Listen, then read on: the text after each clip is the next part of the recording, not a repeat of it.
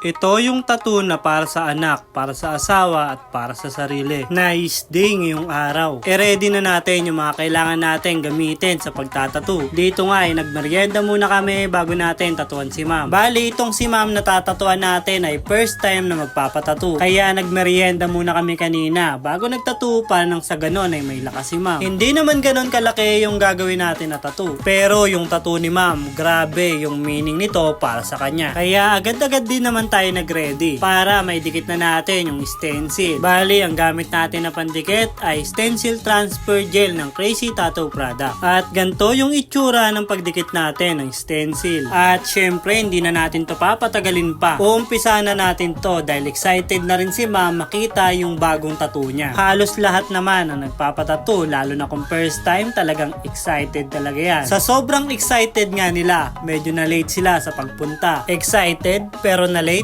Paano nangyari yon? Karamihan nga sa mga nagpapatato sa sobrang excited nila kinabukasan, hindi sila kaagad nakakatulog. Totoo, medyo napuyat nga daw sila ma'am and sir. Kaya yung nangyari, late na nga sila nung nagising. Syempre, bago yung schedule ng araw nila, tinatanong ko talaga kung anong oras makakapunta. Syempre, para alam natin at makapaglaan tayo ng oras para sa kanila. Sabi nga ni ma'am, 8 nga daw, aalis na sila sa bahay nila. At magandang balita, nagchat si ma'am ng 8 mahigit at mag-aalas 9 na. Boss, update ako kapag aalis na kami. Nagtataka nga ako at bigla akong napaisip. At baka nagkamali ako dahil baka 8 ng gabi sila ma'am pupunta. Agad-agad kong binasa ulit yung chat ni ma'am o yung mga unang conversation namin. At hindi nga ako nagkamali. 8 AM nga yung schedule ni ma'am o yung oras kung kailan sila pupunta. Pero syempre 8 ang pagpunta. Siguro kakain din siya ng ilang oras. Baka mga 9 o mahigit 9 makakadating na siya sa studio. Pero ang nangyari, mga 9 mahigit na nga sila ma'am nakaalis sa bahay nila. Aray ko, medyo maaga ang pagising natin. Kala ko umaga yung schedule natin, tanghali na pala. Para din pala sa mga susunod na magiging client natin. Kung maaari o kung kaya. Kung sakaling umaga yung sinabi na schedule o yung oras, sana kahit papano ay masunod. Para hindi sayang yung oras o paghihintay. Pero syempre kapag ganun yung nangyari, wala tayong magagawa. Tatanggapin pa rin natin ng maayos. Dahil alam naman natin na wala naman talagang may gusto ng mga nangyari. Siguro, simpleng lesson lang naman din yon. Para hindi naman nakakaya sa mga susunod na mga pupuntahan natin. Pero ang mahalaga ngayong araw ay nagkaharap-harap kami nila ma'am and sir. Nang sa ganon ay magawa ko yung mga gusto nilang ipatattoo. Bali, yung kinover up ko na tattoo,